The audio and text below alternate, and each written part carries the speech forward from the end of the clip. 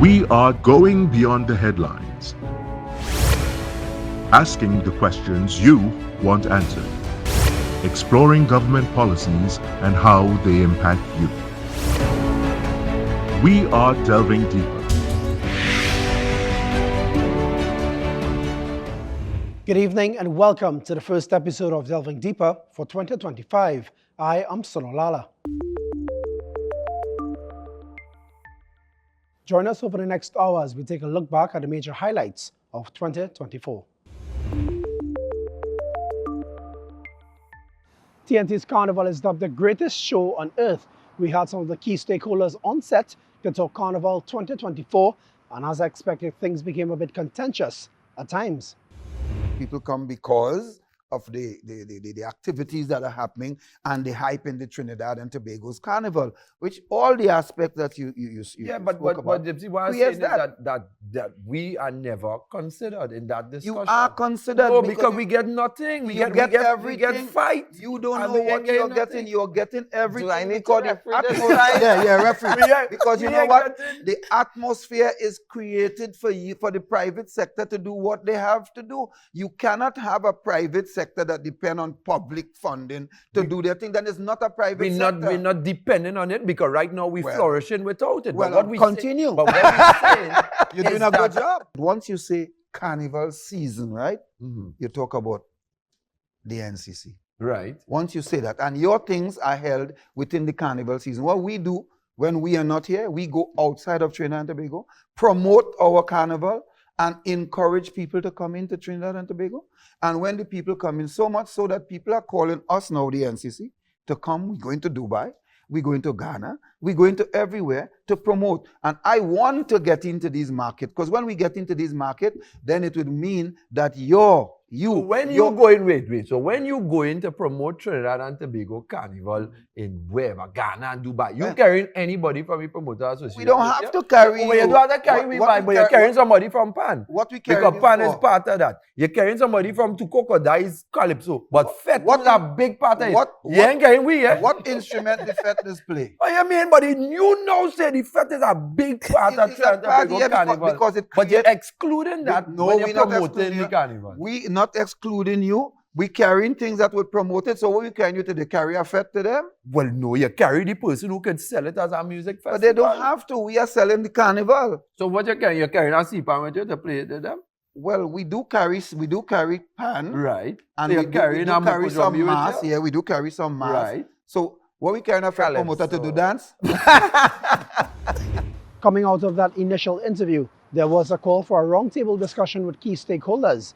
Among the groups represented were the NCC, the Promoters Association, the Tourism Ministry, and the TTPS.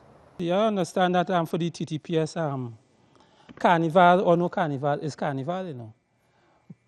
When you had COVID and no carnival, bright and early, Juve morning, no carnival, I'm heading to work. And there on the radio is one guy, a jab, dancing by himself.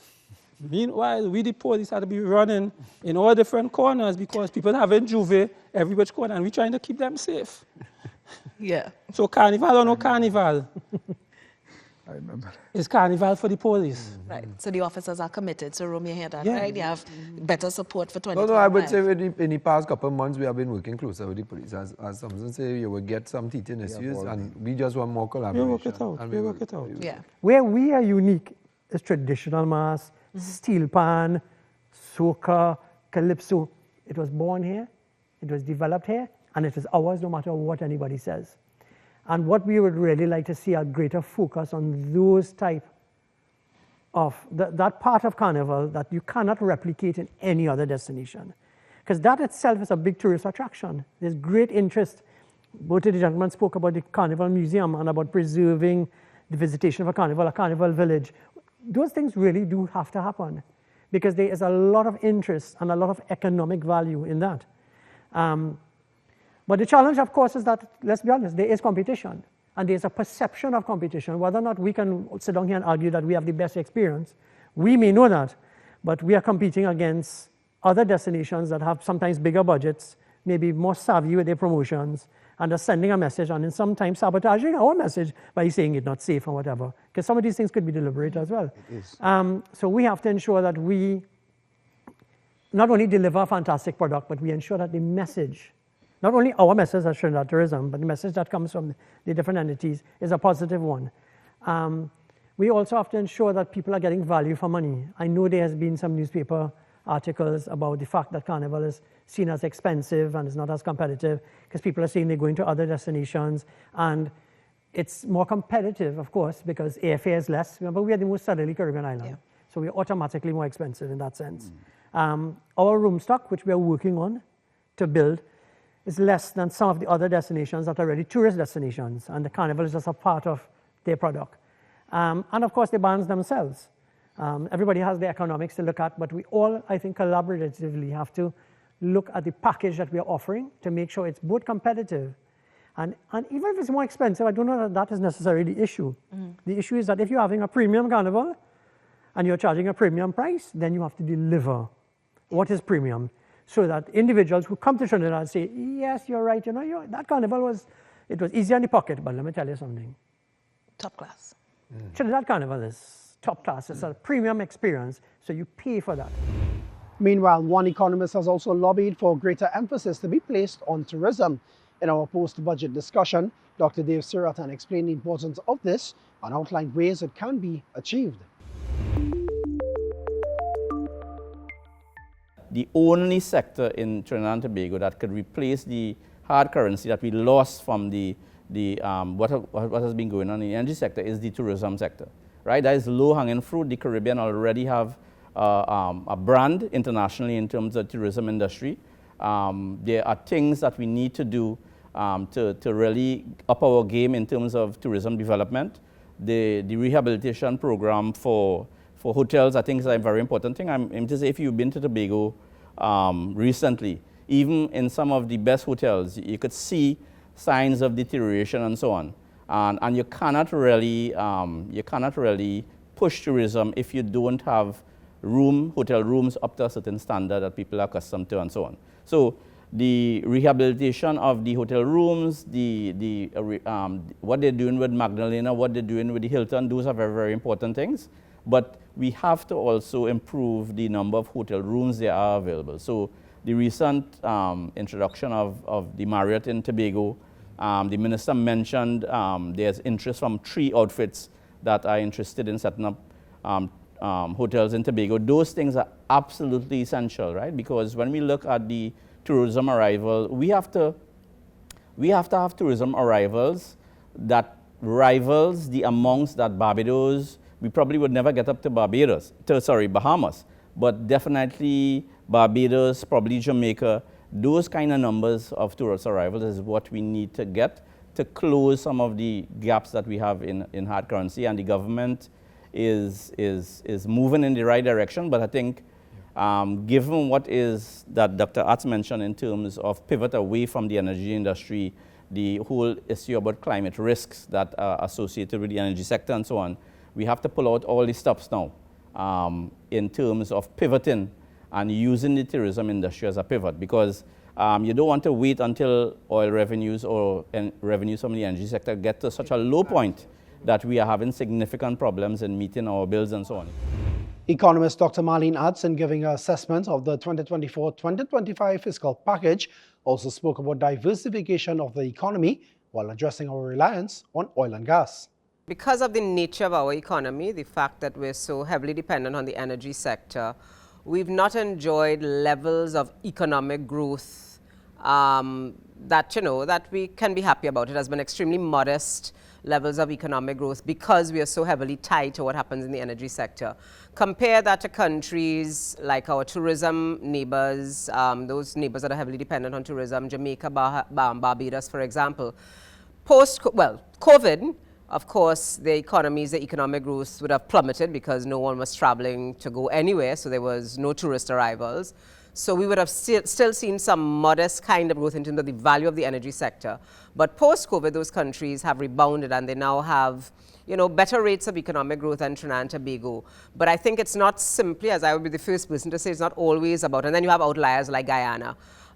which has taken off and is and enjoying double-digit economic growth because of the new kid on the block in terms of the energy sector. We have aged, more mature energy, a more mature and aged energy sector. Guyana is the new kid on the block, so I think they should be treated as an outlier in terms of the economic growth. People have tried to compare what is happening in Guyana with what is happening in Trinidad and Tobago, and I think it is not a fair comparison, because when you take the economic growth, when you look at Trinidad and Tobago's long history in terms of what the energy sector has done for Trinidad and Tobago, we continue to be one of the better off Caribbean countries in terms of things like our human development indicators, which is one of the United Nations indicators. So Trinidad and Tobago we continue to have a fairly decent per capita income because of the wealth that we've enjoyed. We have some challenges. So crime, as we keep identifying as a pain point for Trinidad and Tobago, is not unique to Trinidad and Tobago. You're seeing levels of crime increasing in some of the other countries. But by and large, I think Trinidad and Tobago, we have done well. We have suffered some challenges as a result of the shortfalls, the declines in the prices in the energy sector and our lower production. Some of our tourism-dependent neighbors have seen some growth in their economies as tourists return to their countries, and identified Barbados and Jamaica as two of our neighbors that have enjoyed. But Trinidad and Tobago, I think it's not simply a question of looking at the economic growth figures, but looking at where we are as a country and the progress that we've made based on the energy resources that we've enjoyed for many years. I wanted to be cheeky in terms of, the fact that we had a CPL game that didn't get interrupted, but, we're going to leave that there.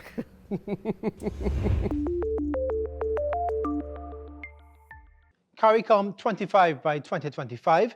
It's an initiative to reduce CARICOM's food import bill by 25% this year.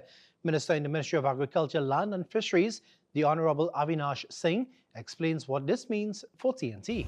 When you go through all of us here in CARICOM, Small Island Developing States, we are price takers. In fact, we don't control the shipping lines. We don't control the economies of scale for certain commodities that we consume on a daily basis. For example, our staples.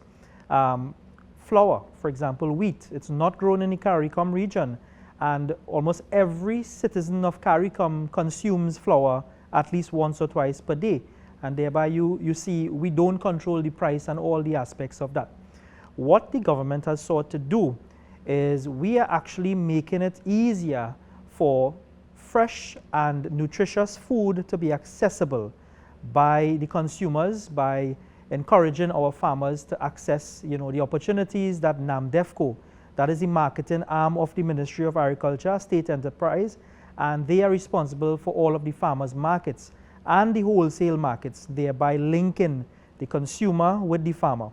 When we look at the food import bill as well, I always tell people anywhere I go, what is the food import bill? The food import bill is not controlled by the Prime Minister or the Minister of Agriculture or the Minister of Trade.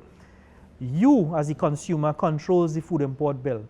And if you want to see the food import bill at work, when you go home, and this is for every citizen, open your pantry, open your fridge, and you will be staring the food import bill right there in your home on your plates. So when we talk about eat local, grow what you eat what you grow, you in a sense, as the consumer, will help the government reduce that food import bill by contributing to local. And when you eat local, you support the farmer, you support the primary producers. Instead of going foreign or frozen chicken, you can have fresh chicken from your local suppliers. In terms of all of the fruits and vegetables, we ask that you support our farmers' market. Meanwhile, Minister of Youth Development and National Service, the Honorable Foster Cummings, said his ministry is assisting with this through its Homestead initiative. Minister, you've set a goal for yourself. I believe it was, correct me if I'm wrong, but it's 1,500 farmers by 2025. How far along are you with that goal? Our Youth and Women in Agriculture program is doing very well.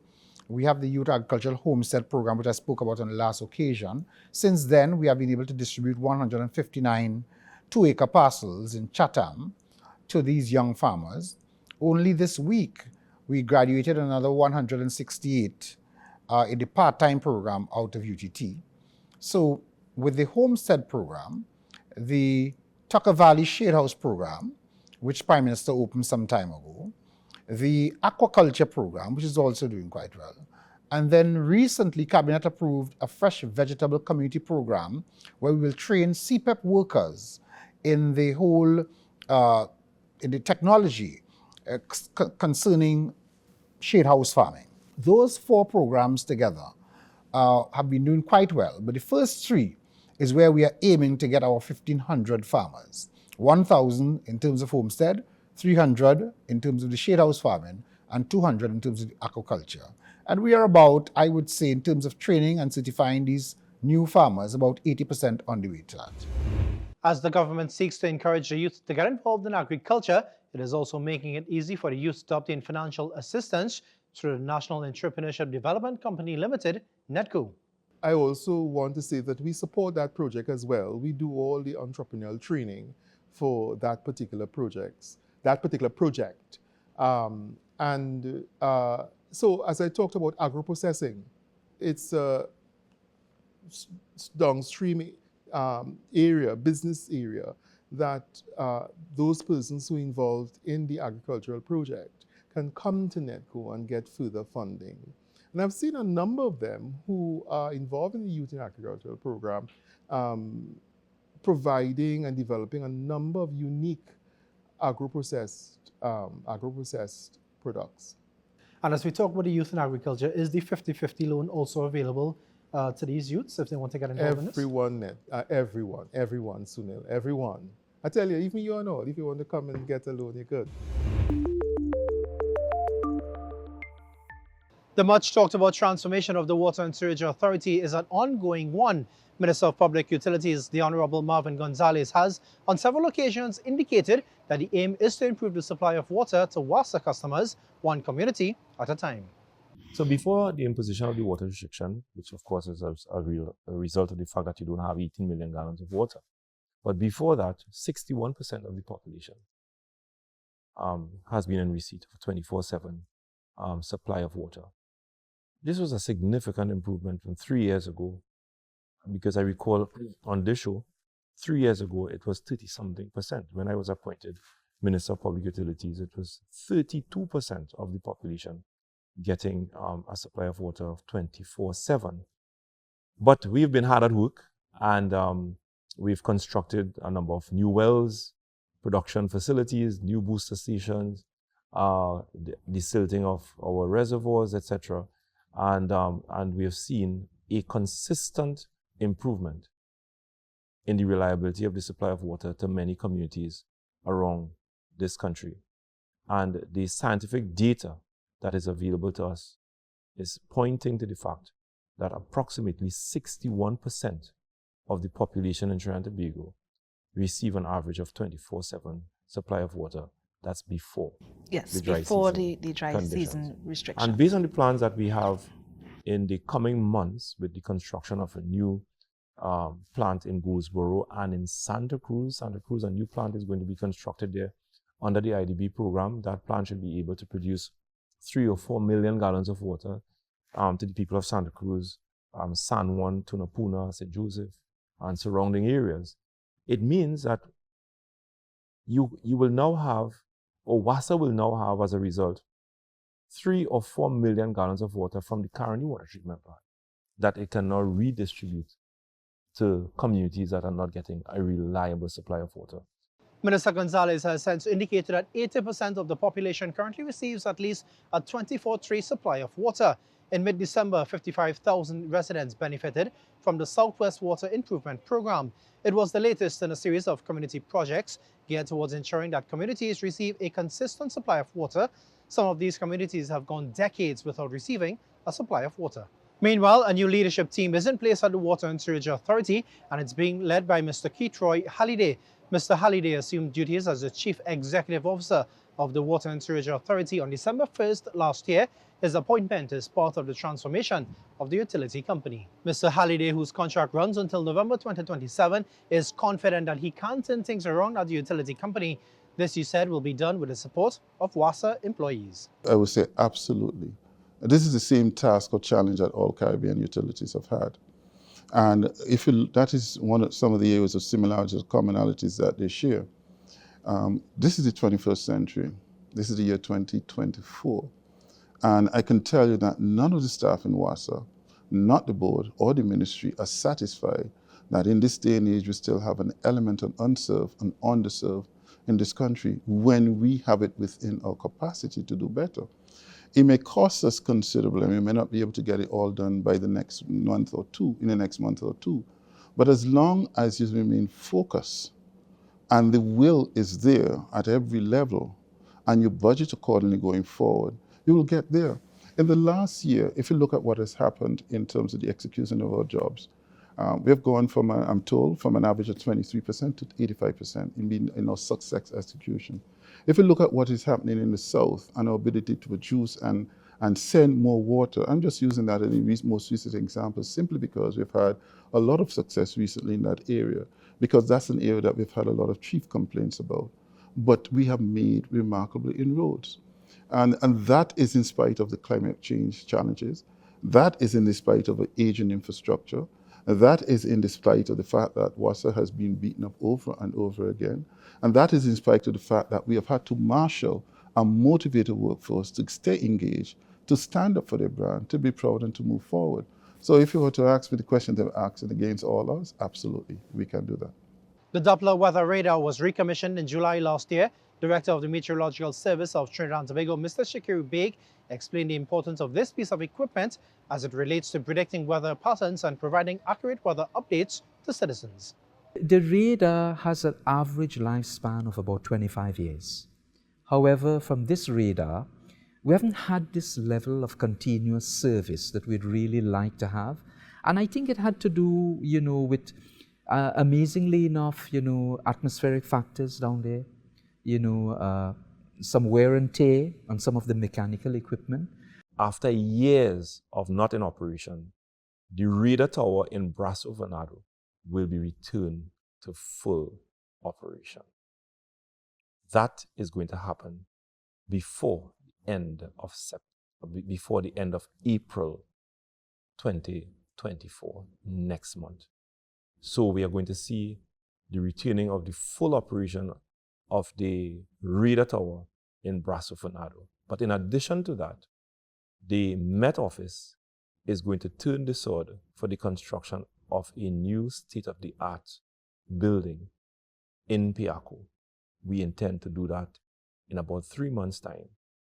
And as well, staying at Met Office, the rolling out of a GOES 16 system where the Met Office would be able to utilize technology in support of the radar tower in Brasso Venado so that you can have real-time connectivity, real-time communication on weather systems coming our way in Trinidad and Tobago so that it can provide real-time weather updates, not only to the citizens of Trinidad and Tobago, but to our colleagues in the entire Eastern Caribbean.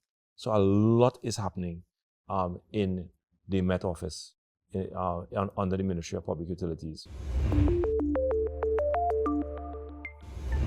The Office of the Attorney General on Legal Affairs held a public consultation on domestic violence last year. The consultation followed a landmark ruling where Justice Robin Mohammed ruled that the TTPS and the judiciary failed to protect Samantha Isaac.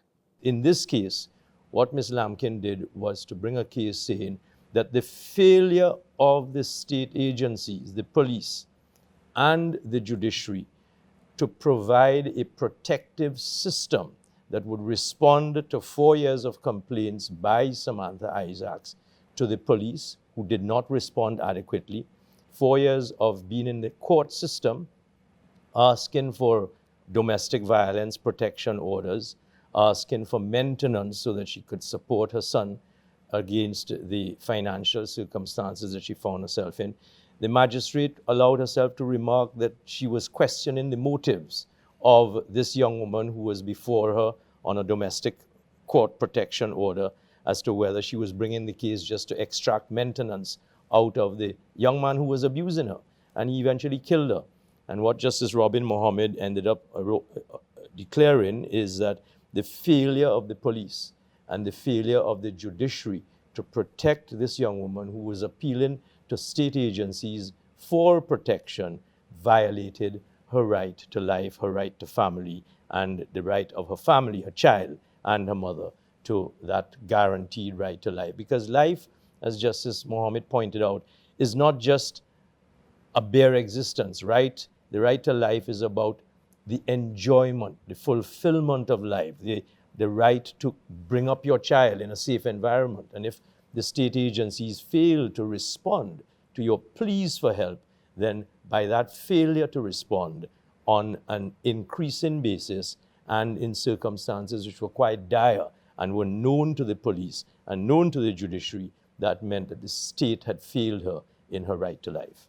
It's a very significant decision. It was given very recently in May of this year, and it is that decision that has prompted my ministry to decide, let us have this national consultation. As Minister Webster Roy has pointed out, as Farzana has pointed out, we need to alert ourselves as a society to the fact that we have something taking place in our society that needs to be brought into the open. We no longer can afford to say this is just private business or be fearful of asking for intervention because we are nervous about being in the spotlight. We need the society to get up and recognize that over the centuries of our existence, we have a domestic violence challenge that is causing grievous harm to our young women, to our girls, to our men. In this case, there's a young man now who's orphaned and is going to be growing up with the gruesome reality of knowing that his mother has been beaten, his mother has been killed, and his father has killed himself. What are we as a society doing? And listening to Minister Webster Roy, how much more can we do to help young persons and persons in the society who are the victims of this kind of abuse to get the support that they need?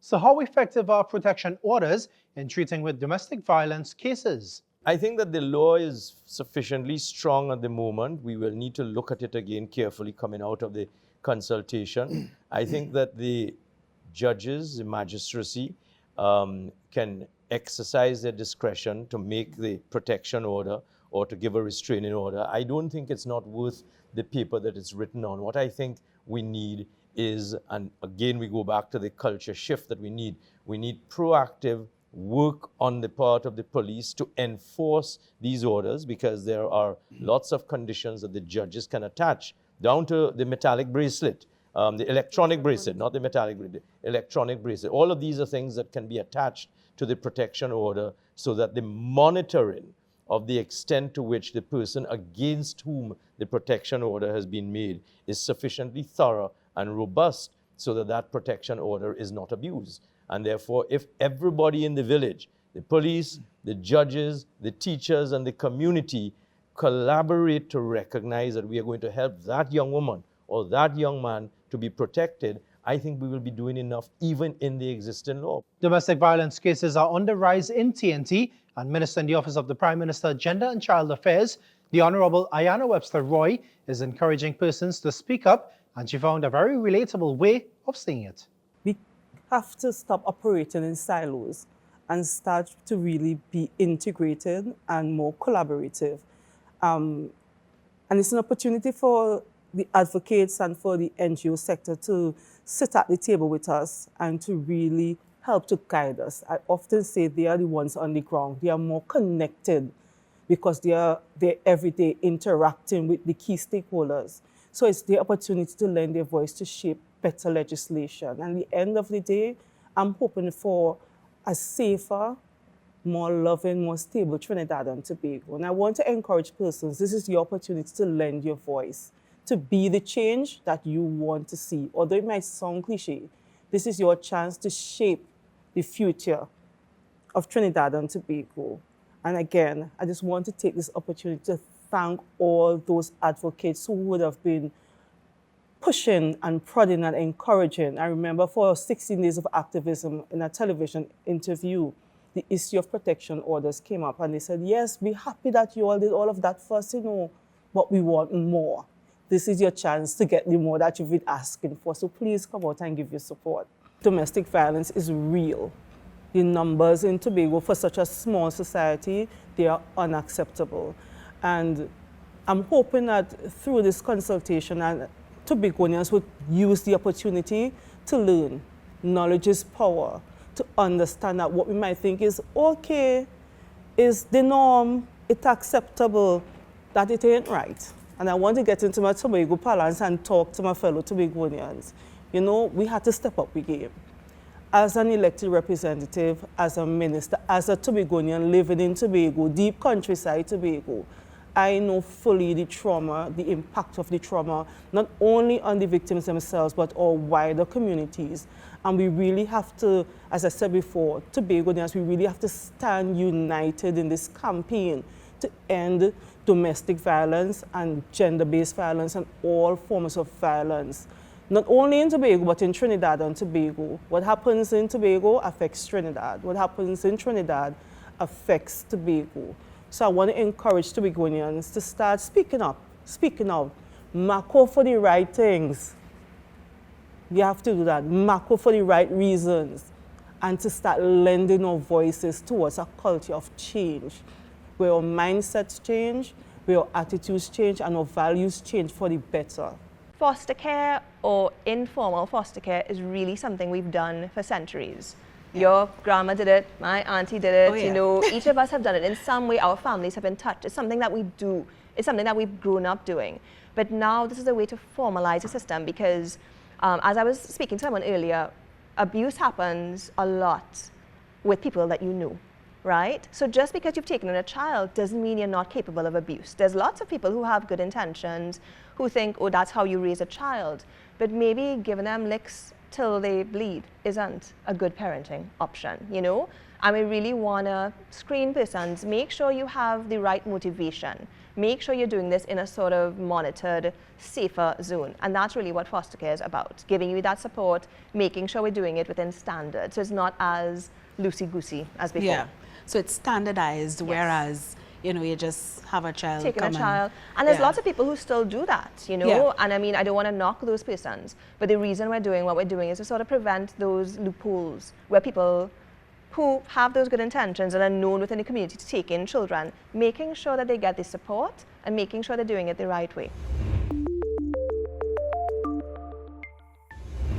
Another area of focus during the consultations on constitutional reform was that of national security. In July of 2024, the Honourable Keith Scotland was sworn in as Minister in the Ministry of National Security with specific focus on police issues. I certainly would want to concentrate on assisting, on ensuring that there's the implementation of crime fighting measures to reduce the criminal activity in Trinidad and Tobago. If you want me to go or to be more specific, I can be. Manpower. We would want more police officers to be recruited. It means that when you come to be recruited, of course, you must pass the test because we would want to recruit a competent staff of men and women. 2, areas such as resources. The national security budget has always been one of the largest, and in fact, national security is one of the main focus in this year's, in anything that we do now. In fact, crime is the main issue. So we'd want to have more resources and I would say more effective allocation of resources. Something that troubled me, for example, one of the first acts I did as the minister in the Ministry of National Security was that we commissioned 5 new vehicles for a certain squad. That was done either on a Monday or on a Tuesday. I tried to stay off social media, but you can't escape it. And by the weekend, without calling out the squad, because I don't want to, I want to motivate. And when we were handing it over, part of my presentation was treat the vehicle in a husband-like manner, treat it properly, treat it and use it for the purpose that it was given. Do you know by the Saturday, one of the vehicles was literally written off? It broke my heart for more than one reason, because we had to make sure we had to be strident to make sure they got the vehicles to use it for the purpose of which it was given. And then of the ironies of irony, of all vehicles they crashed. They didn't crash the TEF, they crashed TEG, and the most expensive vehicle.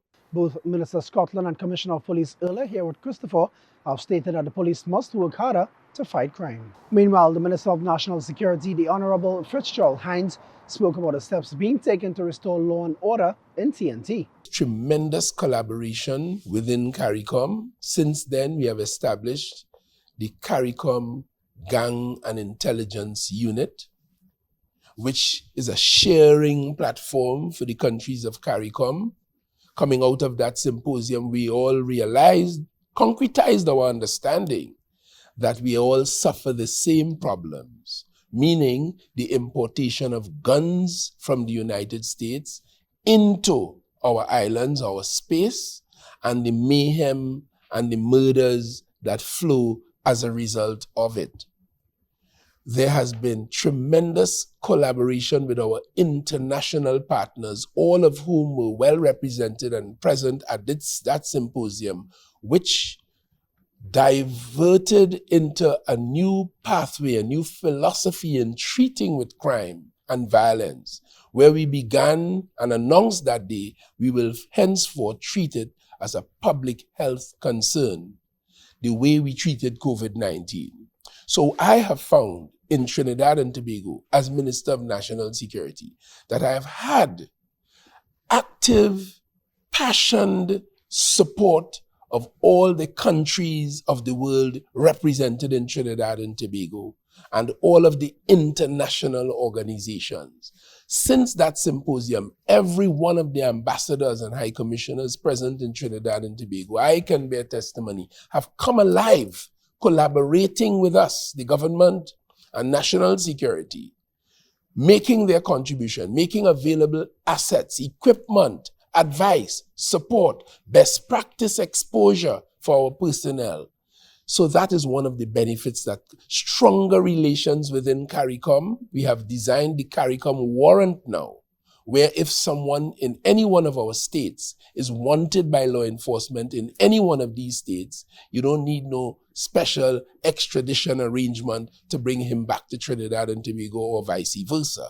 The CARICOM warrant is a solution to that. We have made that progress as well. And the Police Service Social and Welfare Association addressed the concerns of officers. Policing, there are lots of challenges, and challenges comes both ways. It comes within the form of your job, and it comes within your own personal space. And we focus heavily regarding persons' personal space. So there are officers who may have medical issues. There are officers who may have ambitions in terms of pursuing higher education. And, these areas that we may tend to overlook, thinking that it's more individualistic, is very important to these officers now going forward and being better employees, being more productive employees, being professionals, and being those persons where they fall within alignment with the policies of the organization. So from an organizational perspective, meaning what happens on the job, in certain areas, sometimes the resources may not be that adequate, sometimes the resources may not be that appropriate, and we are the voice of the persons. We will articulate these views to the executive of the TTPS in order to have those situations addressed. Also, in terms of probably sometimes the day-to-day activities, as small as they may be, that may impact on officers.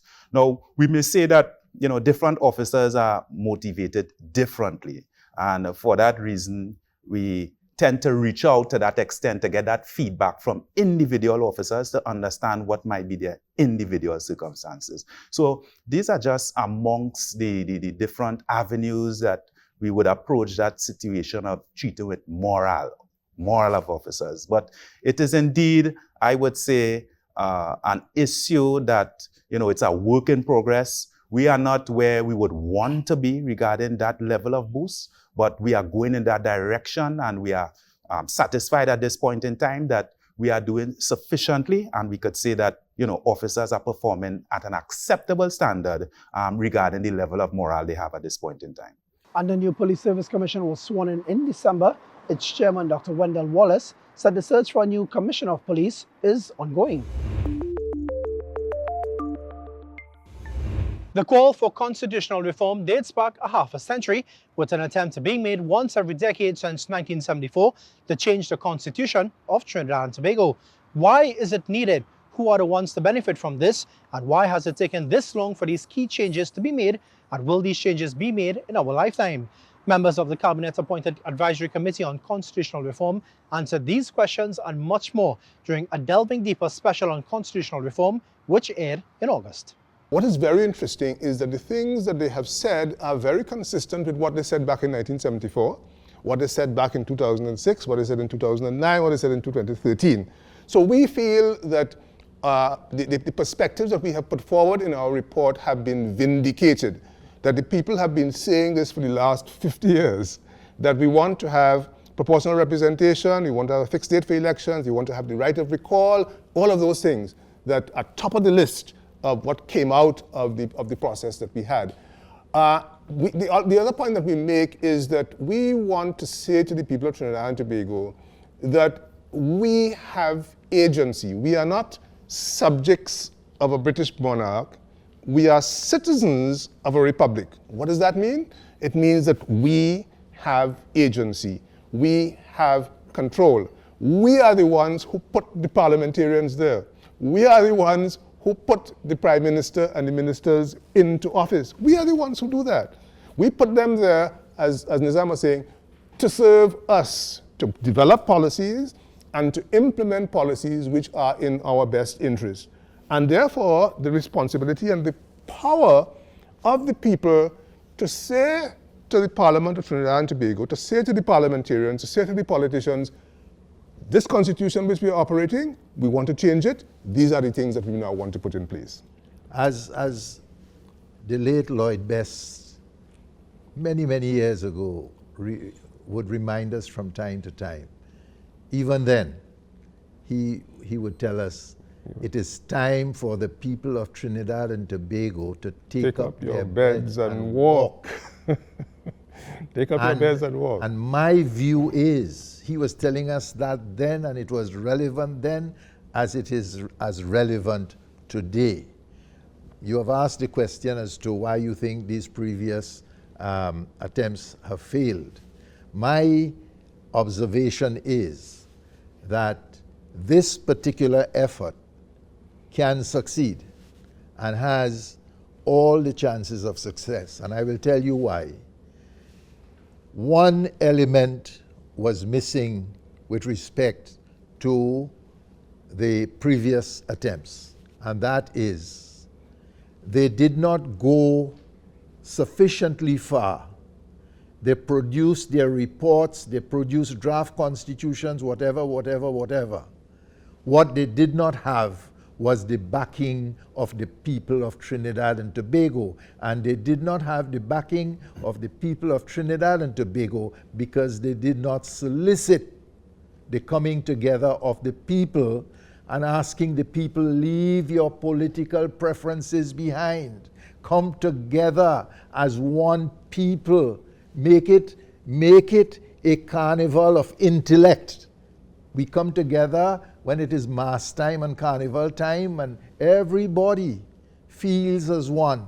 Let us feel as one in this particular exercise, but this time it is not old mass, it is the challenge of the intellect, the collective intellectual capacity of Trinidad and Tobago. And we do not want to scare people out there. We want them to talk, and they talk plenty sense. I'm telling you, we have discovered that. The people have the capacity, they know what they want. And I want to let them know that people like Dr. Farrell and I, we will not be the ones who are writing the Constitution. That is for certain technically trained people. All we want is the people's thoughts and the people's support, and we want them to know that this is an ongoing exercise that will take us some time, but we've got to get together and just leave the divisive politics aside and we should come together as a people and show that we have the capacity to govern our affairs, to handle our affairs, to manage our affairs in Trinidad and Tobago. Minister of Public Administration, Senator the Honorable Alison West, also addressed this topic specifically as it related to the service commissions. The service commissions are one of the things that are constitutionally protected. So that while I am the link between the service commission and the cabinet where decisions are made, they jealously guard their independence. So it is about discussing with them until the constitution is changed to address that, if it is discussing with them how we can do things better and trying to get them to change their approach. So for example, they acknowledge that there are too many public servants for them to actively serve on their own. So they have started the process of delegating some of the authority that they have.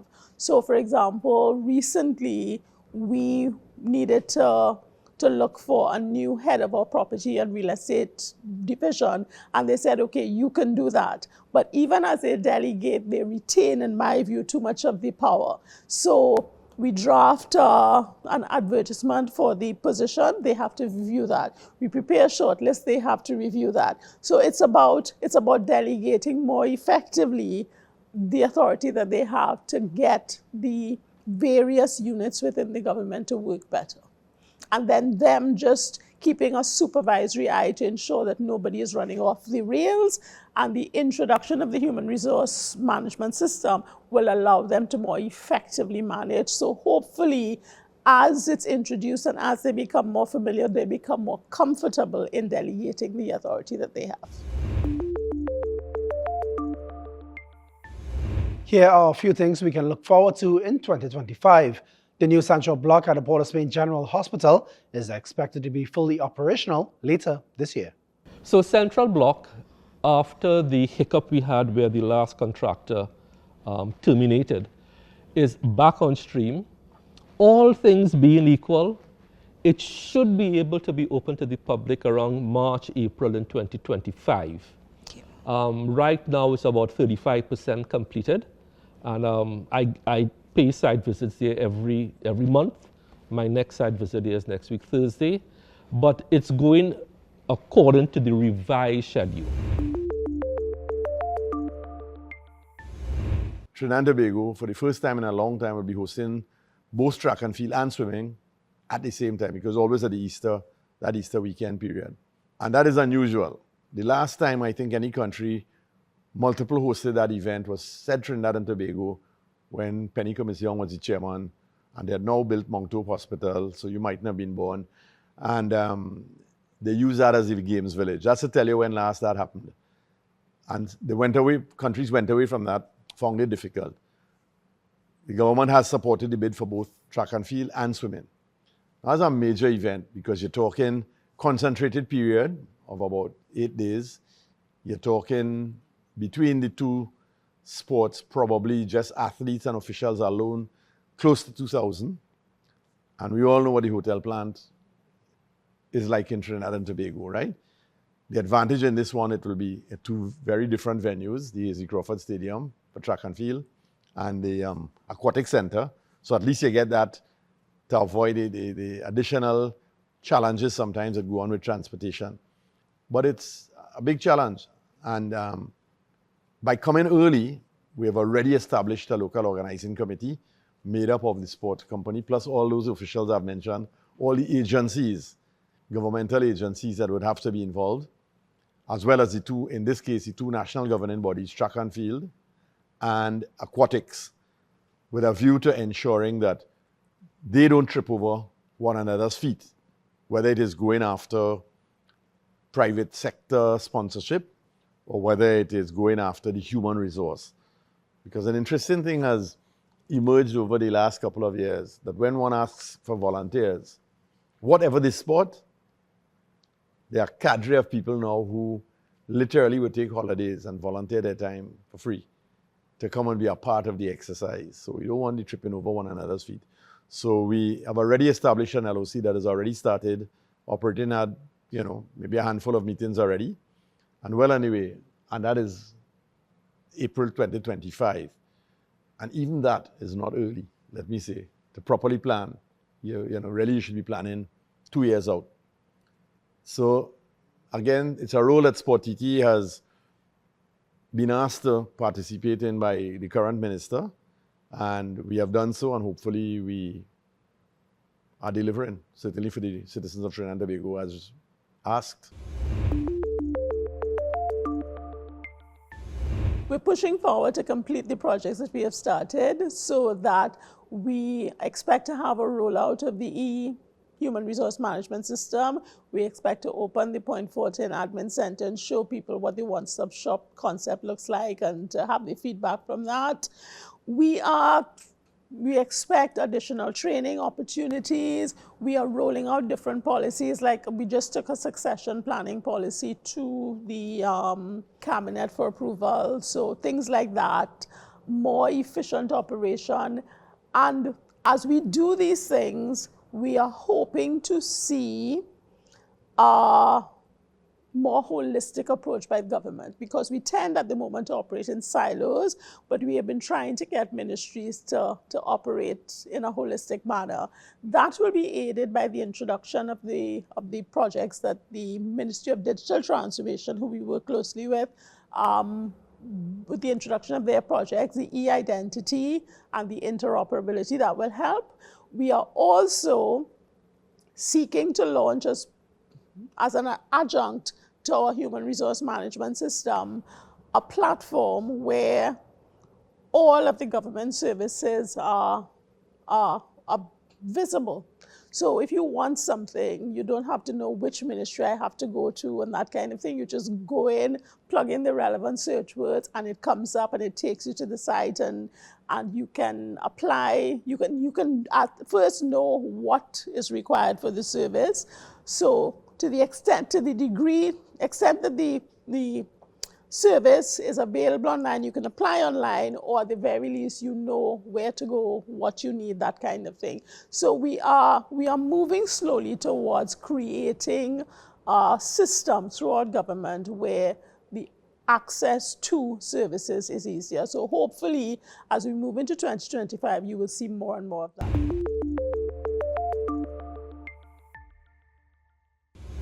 And as we end this evening, we want to take this opportunity to extend condolences to the family, friends, cabinet colleagues, and the constituents of the late minister in the Ministry of Education and a member of Parliament for Dabney O'Meara, the Honorable Lisa Morris-Julian.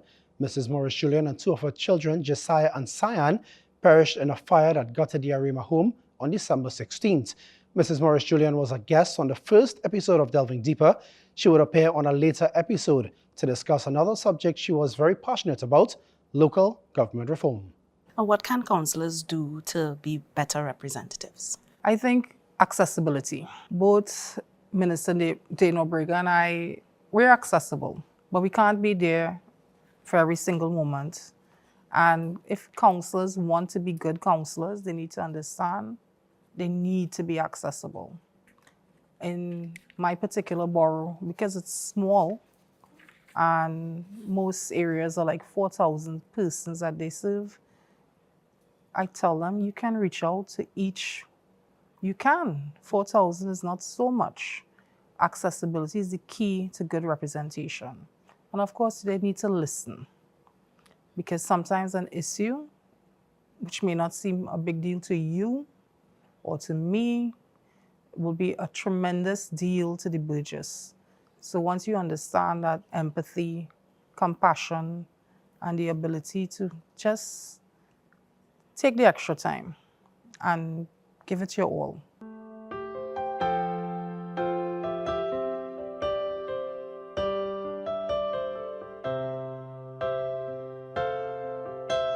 Didn't know today would be